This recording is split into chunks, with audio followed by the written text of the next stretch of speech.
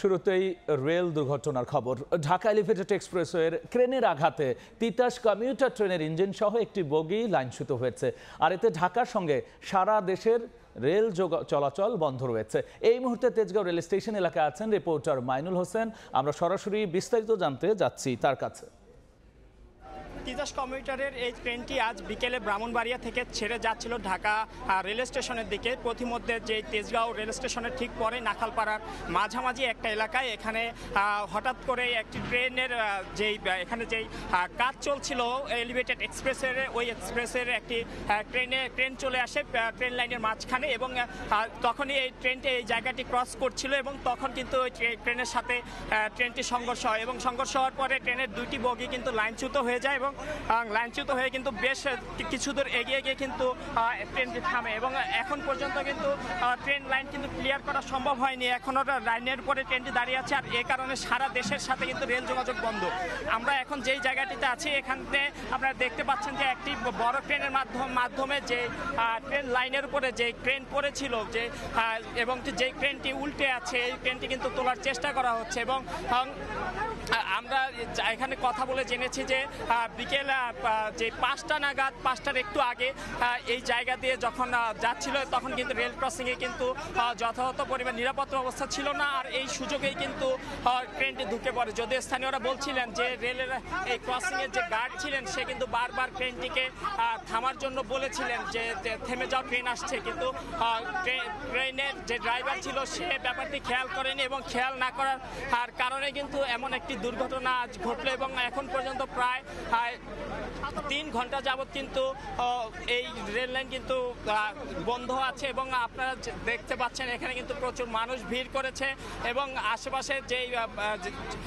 Elevated এক্সপ্রেসের যে নিরাপত্তা কর্মীরা আছেন তারাও কিন্তু এখানে মানুষকে নিয়ন্ত্রণে আনার চেষ্টা করছেন। তারা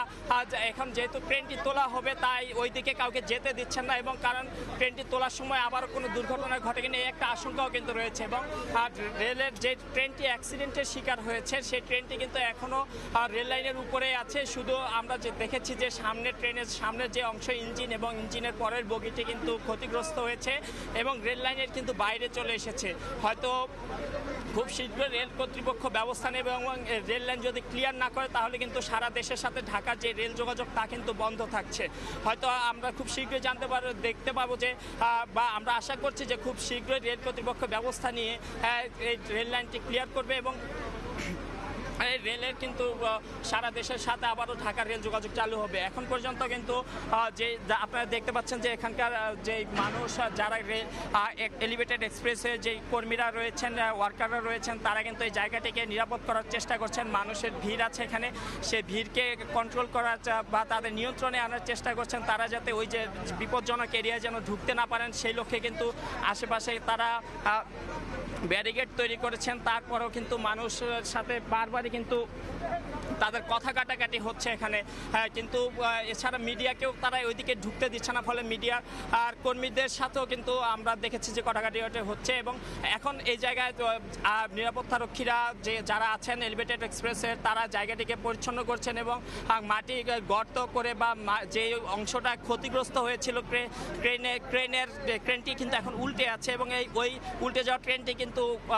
আবারও সোজা করার চেষ্টা তারা করছেন এবং আরও একটি ট্রেনের মাধ্যমে কিন্তু ওই ট্রেনটিকে তুলে তারা এখান থেকে সরানোর চেষ্টা করছেন এবং ট্রেনের কিছু অংশ আমরা দেখেছিলাম যে রেল লাইনে চলে এসেছিল তা কিন্তু এখন অনেকটা সরিয়ে আনা হয়েছে এবং রেল লাইনটি ট্রেনের আঘাতে তিতাস কমিউটার ট্রেনের ইঞ্জিন সহ একটি বগি লাইনচ্যুত হয়েছে আর এতে ঢাকার সঙ্গে সারা দেশের যে রেল যোগাযোগ সেটি কিন্তু বন্ধ রয়েছে। তবে উদ্ধার তৎপরতা চলছে, যদিও আমরা যেমন দেখছিলাম যে বৈরী আবহাওয়া একই সাথে উৎসুক মানুষের ভিড়ে কিন্তু উদ্ধার তৎপরতা একটু ব্যাহত হচ্ছে।